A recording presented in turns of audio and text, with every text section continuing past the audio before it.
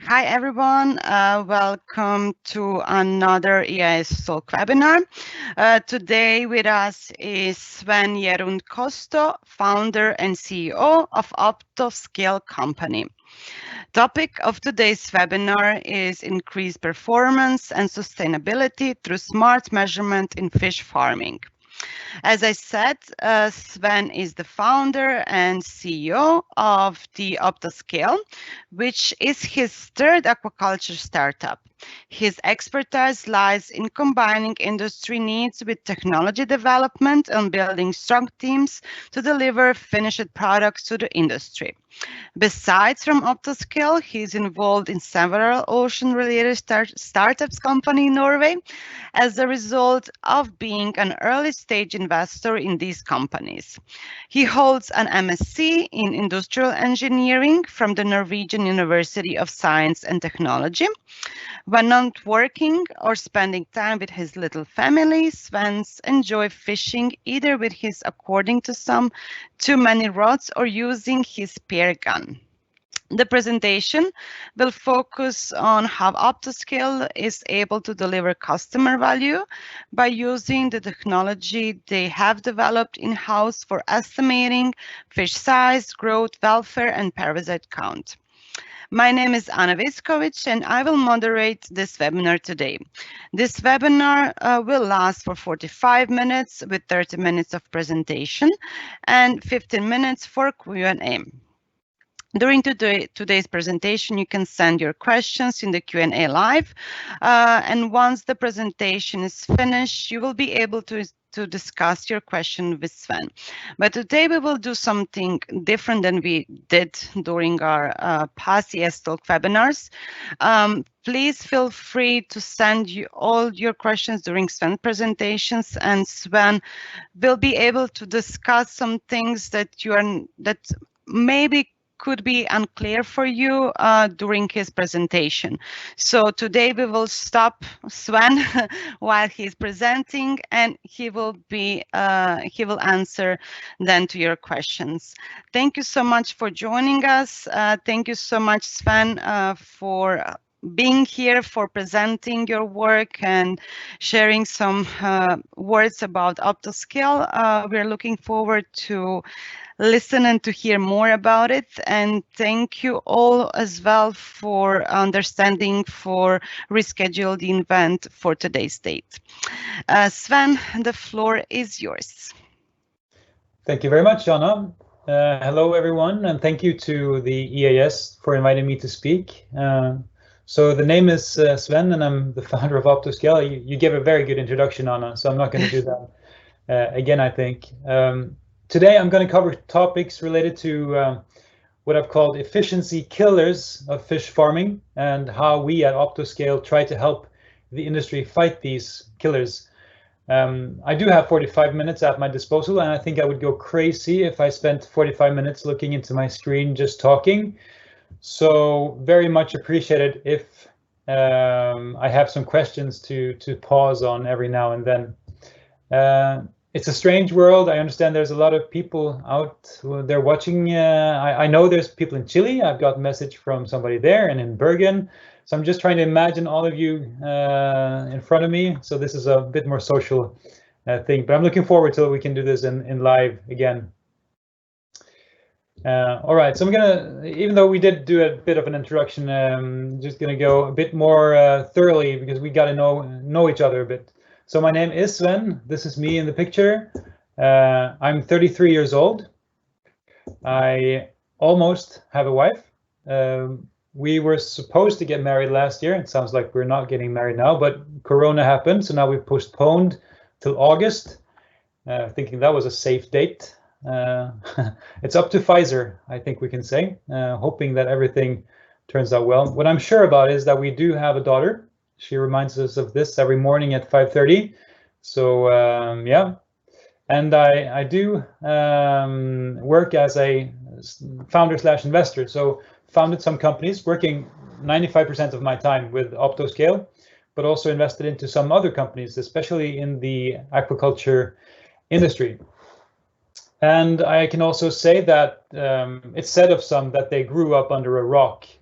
For me, it's actually true.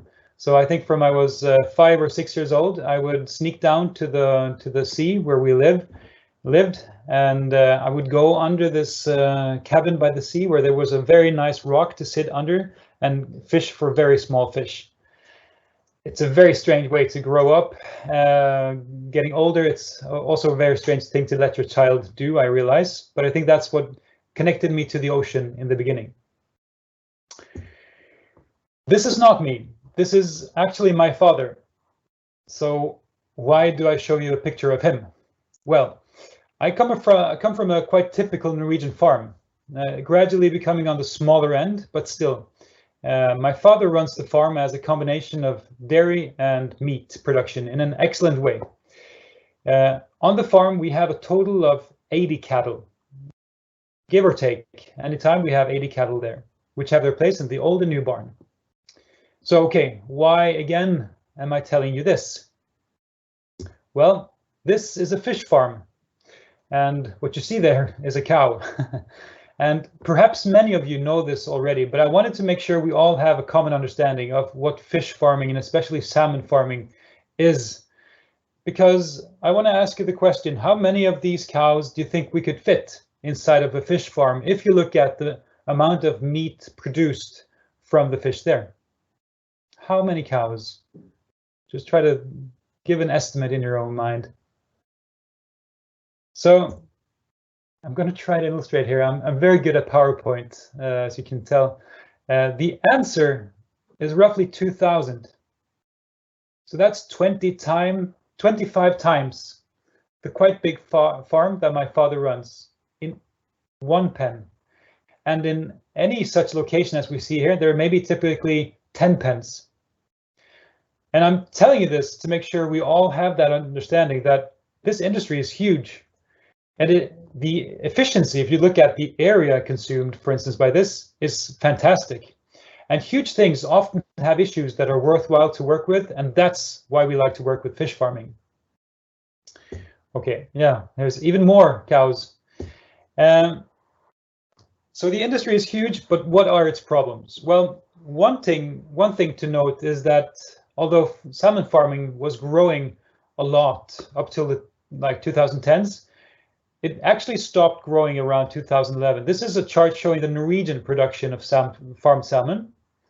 And it's mainly due to lice, but the consequence is that where the farmers before, they were focused mainly on growing, they've now needed to become even more focused on how do we optimize what we already have.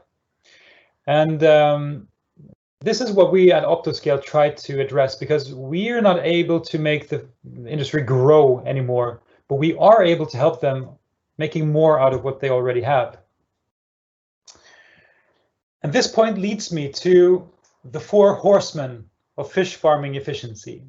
Now, these may or may not be part of the typical fish farming curriculum. I'm not sure. I haven't checked, but maybe they should be. They are real efficiency killers that prevent the industry from moving forward and must be addressed. So I'm going to go through each of these now and getting back to them as well through the presentation. Bear in mind, this is the first time I try this as I think it's a simile. So bear with me if you think it's a bit far-fetched at times. First off, we have gluttony. And that, of course, is dealing with the problem of overfeeding.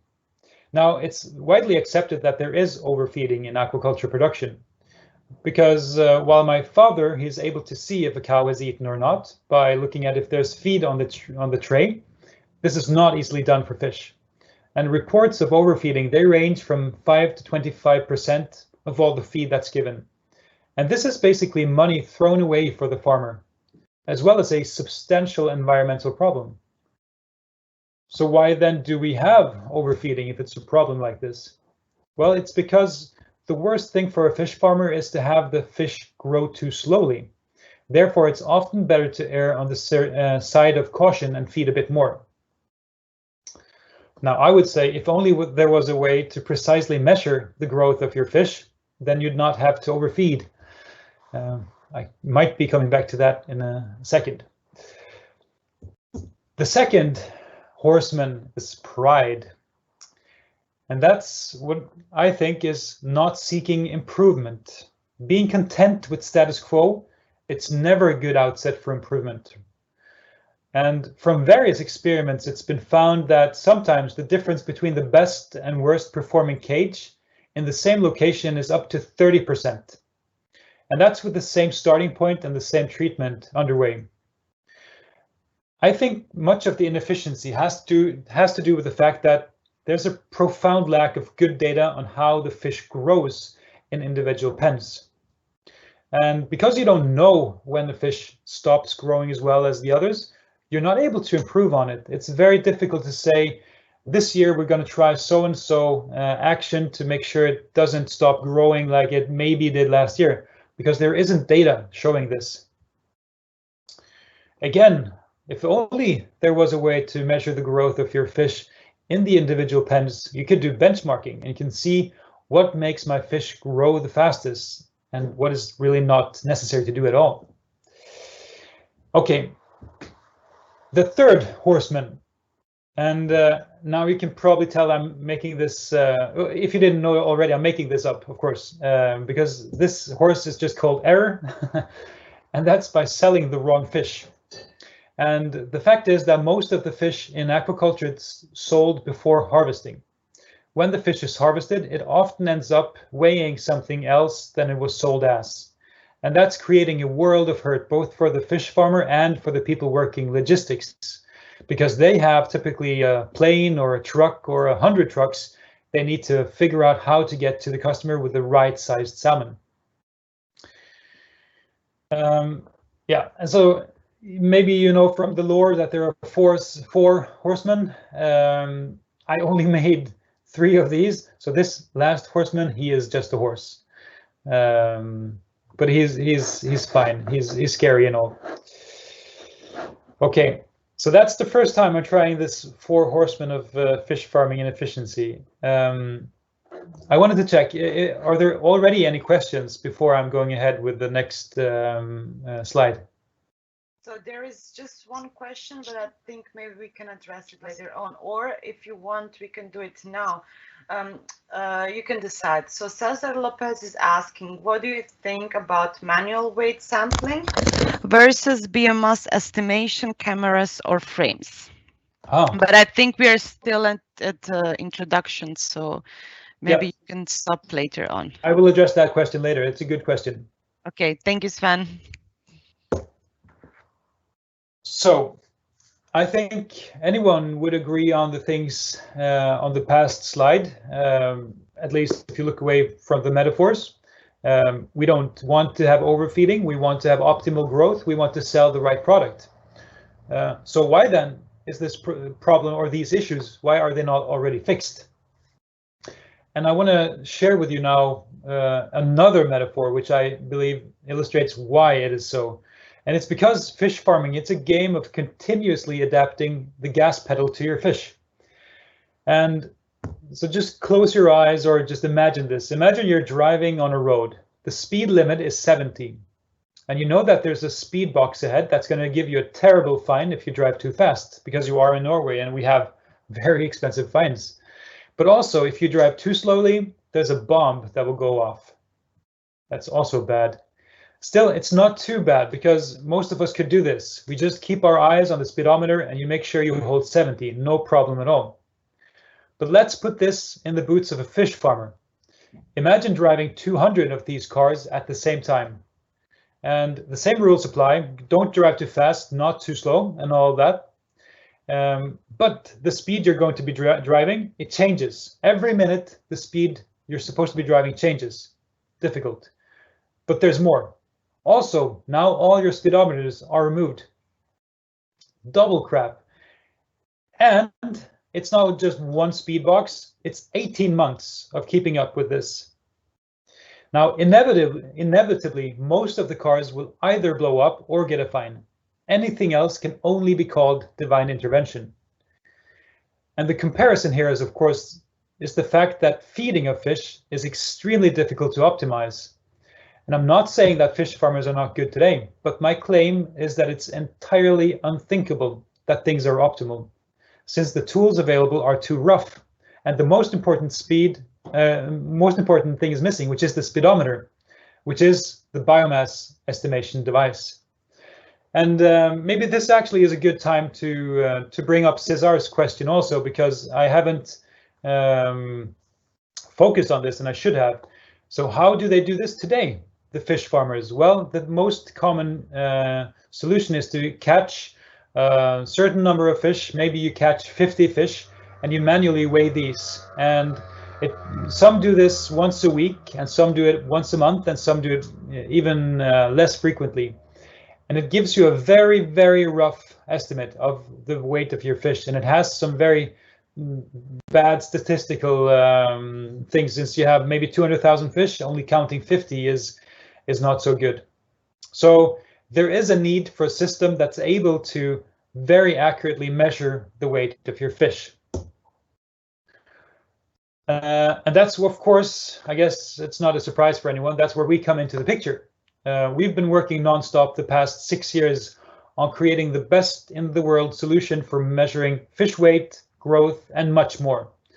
And we've become very good at it after having measured more than 1 billion fish, but not least we've done more than 200 full cage harvests, which means we've said this cage, the fish weighs so and so much, and the distribution is like this and this. Then the fish has been sent for harvesting, and we get the results back, which is the kind of the true number of the fish. So we know exactly how good we are in comparison to the solutions today, and also, of course, competitors. In this solution, as you can see in this video, there's a lot of machine learning going about. This is the biggest part of OptoScale, is developing new software for machine learning for doing, among other, biomass measurement. So from the camera point of view, we can do many measurements at once, which is very nice because statistically it's incredibly nice to have many measurements in every single day. So that maxing out now, we're at about 50,000 approved measurements per day, which if you compare it to the 50 measurements done manually, perhaps once a month in the, let's call it old solution, it's really a leap. Just a very quick company presentation from us here, because I think it's nice to have the history as well. We started out in 2015 with an idea, and we've gradually been working on transforming the idea into a valuable product for our customers. And it's extremely exciting now, because you see there's not only Norwegian customers on this list, we also have, if I do like this, our friends out in British Columbia and also in Scotland as customers, which is, it's a lot of fun. What I'm maybe most proud of is we have now several customer quotes saying this. And this is the truth, I think, for any fish farmer anywhere in the world. They've tried many methods and devices for biomass estimation. And this guy, he says, I can safely say the bioscope made by OptoScale is no doubt the best solution for efficient and correct measurement of biomass. And that, of course, is warming founder's heart. So we've created this product, you know, the bioscope, but the real value we sell our customers is data and insight. And we present this data through the web interface we've made, where customers can see how well their fish is growing, how it's converting feed, how fat it is, and much more. And over time, we're adding more and more information to the interface, making it a very interesting place to be for the fish farmers. One of those things we've already added is the welfare module, which is a separate module, but it's using the same hardware, where we can tell the fish farmers what's going on with wounds, for instance. A very interesting thing with the winter we had in Norway, a lot of problem with wounds. We're able to detect wounds going from 0% in the pen having wounds to, say, 0.5% having wounds. That's a very important thing, because then you're able to make the right decision at the right time. You can start treatment, you can stop manually handling your fish, and so on. And also when selling your fish, knowing that you maybe have 30% of your fish with wounds is extremely important, because the price of those types of fish is is much lower than the other kinds. Also, I would mention the thing coming in Q3. We're launching at Aquaculture, hoping we can go there physically, but let's see. Lice counting is of course going to be a very big thing for us, and it's all going to be included in the same house. So this is probably what you can see behind me as well, I think, but this is the unit itself. It's a stereo camera system that has light. So I'm sure you've seen similar things before. The thing with this one, it's really nice to use. You get it sent to you by a pallet. You just throw it in the ocean. Hopefully you've attached the ropes before doing that and a power cable, and it will automatically start measuring typically 10 to 40,000 fish every day. And we know from history that we can achieve 1 to 2% absolute deviation from harvest results. Okay, now I've been talking for a while. Are there any more questions for me, Anna? Yes, so we have a question from Dimitris. Is it possible to describe further the error Horseman? And we have a comment from Alistair. He said, I like that the fourth horseman is just a horse, but it could also be unexplained mortality and of course the common link between all four is predictability. I love the fact that this is questions about the horseman and that it's being treated as a thing that exists. So first question first, the error horseman for sure. So what typically happens when a farm is going for harvest, the salespeople, they will ask the farm, okay, so how big is your fish? How many fish do you have? And how does the spread of your fish look like? From this, they will get a number of kilos they can sell in each kilogram class. So for instance, they are selling 500,000 kilos of fish ranged 4 to 5 kilos. Let's take this as an example. And they go to Lidl and they say, we have this, do you want to buy it? They say yes, they agree on price and so on. Then the fish is harvested and it turns out, wait, I was wrong. I didn't use OptoScale. I just used my old measurement device. And it turns out that the fish was smaller. So you only had 200,000 kilos of the 4 to 5 kilo salmon. The sales organization is in a world of hurt because they've got a contract. So they got to fill that contract in some way. Maybe they're lucky they can fill in from other harvests they're doing, or maybe they need to buy on the spot market to fill the contract. Either way, now, I'm not an expert in how they solve this, but either way, how they solve it, it's going to be costing them because they need to change logistics. Maybe they have plane transport that's booked to go to Asia that they need to reschedule. These kinds of things cost typically around 2 crowns.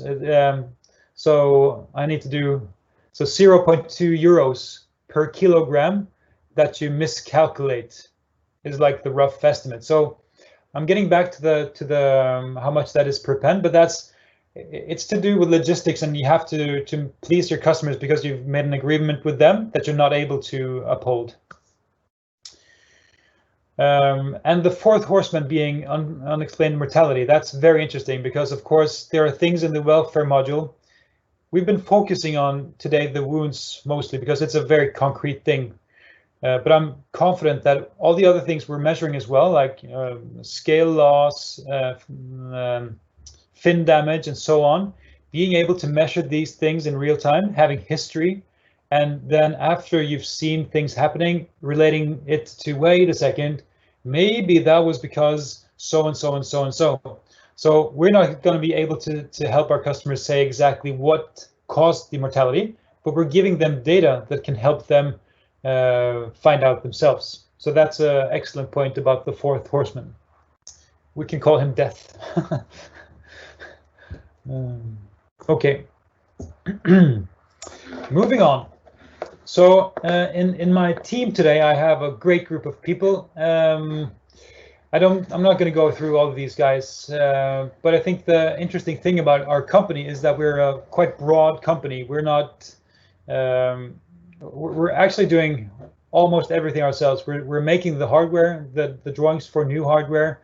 We're not milling it, but we're assembling doing service, we're selling, and everything, which is a very, very good thing to do in the early stage, which I still think we are in, because it gives us so many key learning points, both from customers that can make our product better, but also in the production process, making it more robust, less expensive to produce, and so on. So yeah, that's a nice thing. And we can make special arrangements. If a customer needs, well, I have a special type of pen, I need so-and-so device to make sure it doesn't mess up everything else, we can fix that in quite short notice.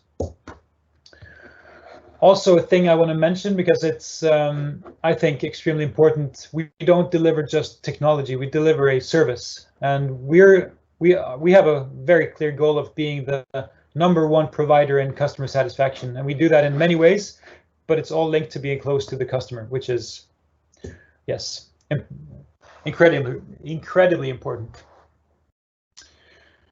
So getting back to the Horsemen and getting maybe a bit more down into the details, why do we do this? It's these 3 things, they go again, and I'm gonna go more into detail of them each and every one. So better harvesting, as you asked about as well. The fact is, from our customers, we're being told that up to 20% of all fish is sold in the wrong class. It's a very, very big number, and it's not necessary. It could be many reasons why a fish is sold in the wrong class. It could be that it's been measured to be the wrong weight. It's very often that you have the wrong amount of fish in a pen. Maybe you thought you had 180,000, but you have 170. And then in the pen besides that pen, you have 190,000. But also the fact of the distribution is really interesting, because if you have a pen that has fish with an average weight of 5 kilos, it's not just 5 kilo fish. You have fish from 2 kilos to 10 kilos. And how this distribution looks is often just assumed, or almost always it's just assumed in a way. But we can see, and we can measure that it's really changing a lot over the production as well.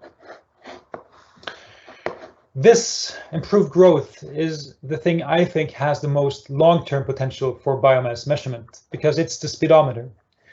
I'm confident in saying that optimal growth is not achieved today.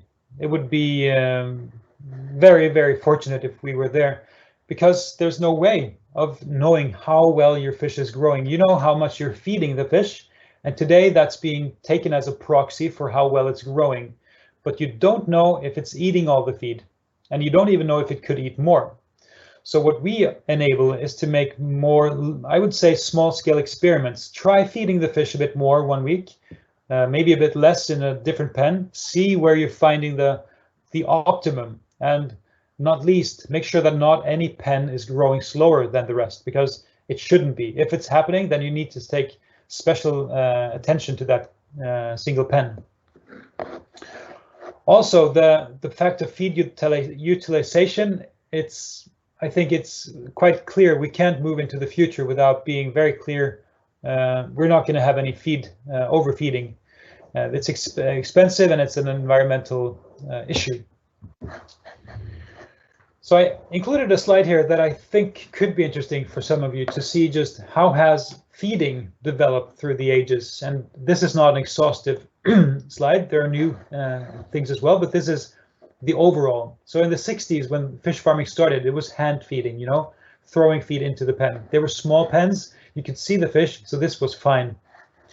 In the 2000s, automatic feeding started happening. You have feeding, call it robots, not really robots, just a hose that's driven by pressurized air, slinging feed into the pen.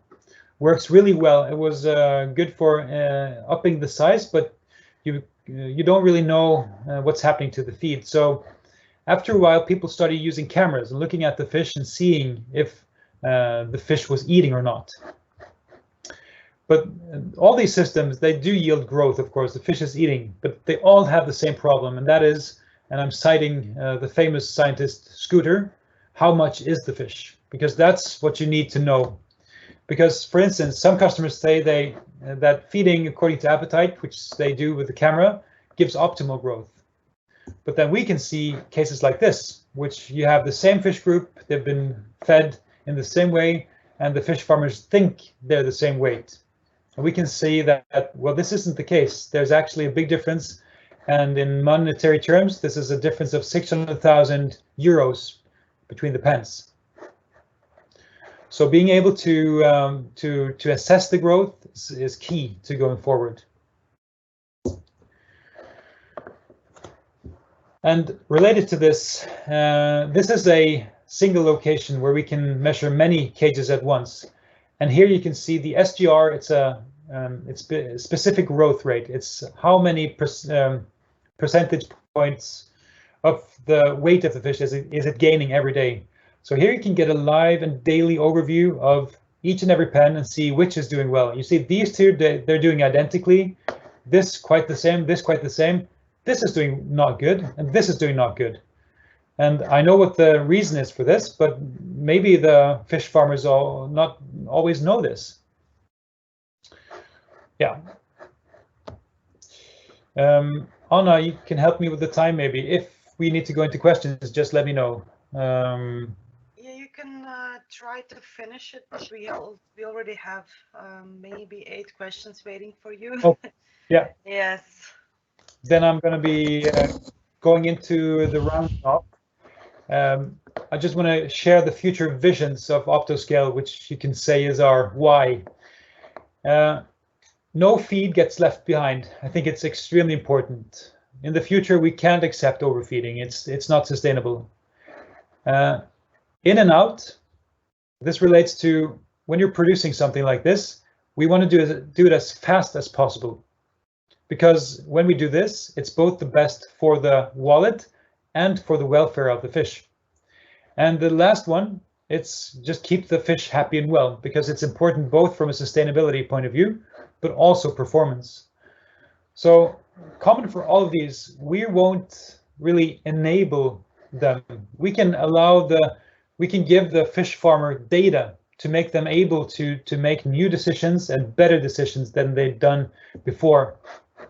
So in the future, we think that we're able to solve this conundrum that the fish farmer has today. And this text is in Norwegian, so don't try reading it. But it's the fact that the fish farmer is faced with so many decisions every day. You can change so many things actually that you don't really do them very often because you don't have input that tells you that anything has changed. We can tell the fish farmers when things change and where to address or where to keep your focus. And we hope that will be part of really changing how the industry works in the future. I think in 10 years' time, every single fish pen in the world, for salmon at least, will have real-time monitoring of the things we do. Not necessarily everybody will buy our solution, but maybe 90% or something like that. Okay, thank you guys. It's so strange talking to your screen. I hope that was coherent in some way. Yeah, it was really great. Thank you, Sven, for presenting interesting and creative presentation. I enjoyed it a lot. Can you hear me? Yes. Oh, okay. I thought that maybe something was wrong with my microphone. So I would like to say that the presentation slides will be available to download on our website under the member section. Presentations are all just available for our members. So in case you did not join the European Aquaculture Society, you can do it now on our website. I will start with the first question. So Dimitris asked, is it possible to describe further Cesar Lopez asks, congratulations, Sven. What do you think about manual weight sampling versus BMS estimation cameras or frames? So the most used method today is manual sampling, and I think it's a question of time before it's in the past. That's my opinion. I'm biased, of course, because we do automated stuff. Our job as a provider of this is to show the customers that it has a value, that it's not only a cost associated with it. And the way we do this is by adding more and more solutions to the platform so that You don't have to say, well, I don't think it's valuable enough to just have biomass measurement, but you can also have welfare, lice counting, and so on. But I'm in 10 years, I will bet my house that it's automated sampling in every pen. I'm willing to take that bet if anybody's on the other end. Thank you, Sven. Nuno and Esben asked a similar question. Sounds like the OptoScale so far has only been used on pen-based farming. Is it also designed, tested in RAS systems? Interesting question. We do have a lot of interest from land-based farmers at the moment. So we haven't done extensive testing in land-based RAS systems. What I can say is any optical solution will have a certain requirement of visibility. I think the visibility that's present in many of the systems or RAS and flow-through systems we look at is good enough. So if there's anybody who has a need for this in a RAS system, please do get in touch. Thank you, Sven. The next question we have is from Michelia. Can you explain more about the lice counting and how is the error measurement in counting lice? Yes, that's a fair question, and it's a bit too soon for us to be open with those details. It's something. So maybe she is familiar with this, but in Norway you have to apply for call it a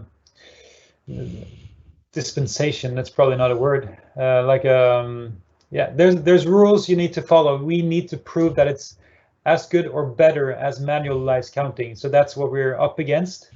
That being said, I think also in the future, manual lice counting and automated lice counting will be able to live side by side because it's two very different types of data. Even if let's assume that automated lice counting could never become as good as manual lice counting, it still would have a lot of value because it could show you the trend in real time in a very different way from manual counting. So yeah, that's not a good answer for her, so I'm sorry, but more to come. Thank you, Sven. The next question is from Juan Antonio Gonzalez. What do you think about this sort of technology being called biomass estimators, when it's estimate average weight but not fish numbers? Right in the critical, that's a good point. It's not a biomass estimator. It is average weight estimation. So it's just a word that somehow, somewhere starting being used. I don't know when it started, but it's, you know, we're just following the convention. So I'm sorry. A similar question was also from Kiel Maroni. Weight estimation is one issue, but to know the biomass in a pan, you also must know the number of fish. Any progress there? Can you identify individual fish? So, yeah, it's a really difficult thing to count fish in a pen. I do have some ideas for how to do that, but it would involve some other things as well. What I can say is that we have already been able to show our customers that some pens have bad estimates for numbers. We can't tell them exactly what the number is because that would be irresponsible. But the fact is, when we are measuring feed conversion rates, we will be able to see if you have, say you have 10 units and 10 cages, and you see 2 cages that you thought were doing exactly the same performance. One is doing very well, one is doing very poorly.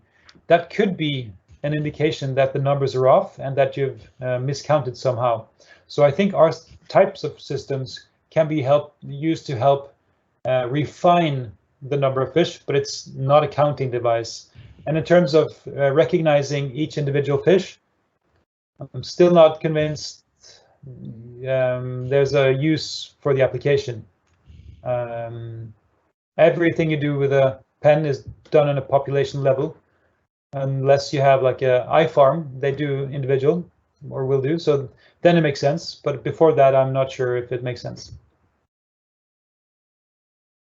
Thank you, Sven. The next question we have is from Ole Lerche. Artificial intelligence is made for salmon. How about other species as trout? Yeah, rainbow trout we have tested with successfully, so that works. We are always interested in evaluating what's our next species, but as a small company, we've had to say no to many people as well, because we need to make sure that when we do the next species, it needs to be a market that's big enough so we can grow, you know. So if there are any farmers out there with other species that think they need, let's say, 20 units, then definitely we could look into it. Thank you, Sven. So we have also two questions that we can combine, but they're connected to the question that you just answered. One is from Evie. Can we implement it to Mediterranean aquaculture? And the second one is from Juan Antonio Gonzalez. He's asking about of salmon. Have you tried with the Mediterranean species? So we haven't tried with the Mediterranean species. It would be very interesting. It boils down to how will we grow there and finance that, because for us it's a very big question of focus. Just in the salmon side now, we're in Scotland and Canada. Yeah, again, if there's a big market potential, we are interested. So please get in touch. Thank you, Sven. I have one more question for you, but I would like to add to the attendees. So in case you want to ask something else to Sven, please type your question, because otherwise we are approaching to the end of this webinar. So I will say now the question from Bjorn Steiner. Can you combine your technology with underwater feed camera? More devices, higher risk? Yeah, that's a good question. I believe the future is exactly that.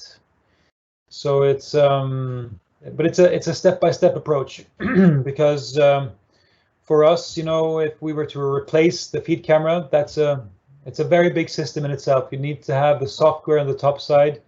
There's a lot of work put in by, let's say, Scale and Aqua Group to make this feeding software, everything work well. So I believe that yes, in the future, definitely we are going to be providing this. And the good thing about our model is we have a leasing model. So when we come with this in the future, new solution, our customers would be given it as part of the leasing program. But yes, I agree. More things is not what we need. We need more into the same thing. Thank you, Sven. Another question we have is from Nuno. What type of light is emitted by the OptoScale? It's, yeah, what type of light? I don't know exactly how to answer, but it's visible light to the fish and to humans. We do have very strict control of the light, so it's not flashing at any time, which is very important. It's being dimmed. If there's more to that question, please get in touch. I can probably explain better. Thank you, Sven. Unfortunately, this was the last question that I received from our attendees. So just a short reminder, type your question as fast as possible now, so Sven can give you the answer on them. In the meantime, I would like to thank you all for joining us today. I would like to thank you, Sven, for presenting really great presentation and creative presentation. I enjoyed it so much. I hope you enjoyed it as well. I mean, it's different type of presentation than in the formal regular meetings, but I hope it was a good way of presenting for you too. Thank you, everyone. Thank you, Sven. Let's see if we will receive any other question. In the meantime, I will also like to add that the video will be posted online soon. I will send you a link of this video in my follow-up email together with more information for our next EAStalk webinar. So if case there is no more questions, I would like to, there is a one, but not a question, but is a comment from Juan Antonio. Thanks a lot. Excellent presentation. Thank you. Indeed, Sven. So thank you so much, everyone. I will close now this webinar. Thank you so much, Sven, again, and talk to you soon. See you, Anna. Bye-bye. See you. Bye-bye.